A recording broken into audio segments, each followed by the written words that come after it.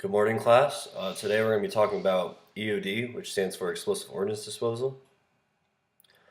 By the end of my speech, the audience should know the process and training that American soldiers go through to become EOD qualified and to earn the honor of wearing the EOD badge. The training regiment American soldiers go through to become an EOD technician is crucial in teaching our soldiers techniques that keep them as safe as possible while performing a highly dangerous job. I want to ask the class if you believe you have the heart and drive to make it through this rigorous process to become EOD qualified. The process of becoming an EOD technician in the military is extremely tough and long. You have to have a huge desire and drive to make it through every single test. If this is a job you want, completing the school and joining the ranks of one of the toughest jobs in the military has to offer is an incredible feeling. I have personally gone through the school myself and have been an EOD tech for about 5 years. I'm still learning a lot and I love my job every day. This is relevant to the average American citizen because the conflicts we are involved in the Middle East have caused EOD to be in high demand due to the high IED threat that American troops face. I believe it is important for every citizen to be aware of what EOD does and how it affects the conflicts over there. The two main ideas I will be focusing on are basic training in Phase 1 of EOD school and then followed by Phase 2 of EOD school. Let's start off where every soldier starts off, which is basic training. First, you're going to attend basic combat training for 10 weeks at Fort Jackson, South Carolina. This is where you're going to transition from a civilian to a soldier. You're going to learn basic soldiering skills such as land navigation, shooting, and you're also going to learn how to become physically fit and active. Basic combat training was an amazing experience for me, and it taught me how to work as a team and have the discipline and drive to make it through anything. After graduating basic combat training, you're officially in the Army, and now you just need to become job qualified. So your first thing you're going to do is move to Fort Lee, Virginia. We're going to attend a 10-week course that's designed for the Army to prepare you for EOD school because it is so tough and has such a high failure rate. This is one of the only jobs in the military where you can choose to quit at any time and they'll transfer you to another job.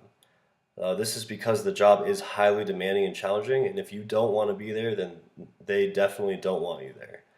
I'd say on average you'd see about 5 people a day quit.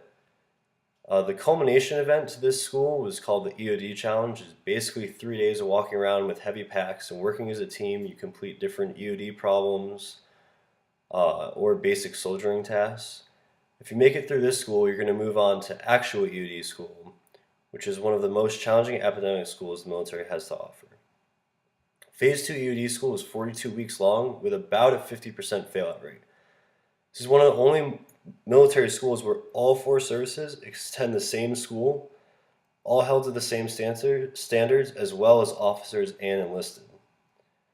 This school is extremely challenging. You probably take a test every 2 to 3 days. The test has an 85% passing rate, and most things you do wrong are 16-point hits, meaning you're going to get an 84 and fail. If you fail, you're going to go one more time the next day. If you fail that, you're going to go to a board, which is basically a bunch of senior EOD techs, and they're going to decide whether to put you back into class and you can try one more time or you're just done.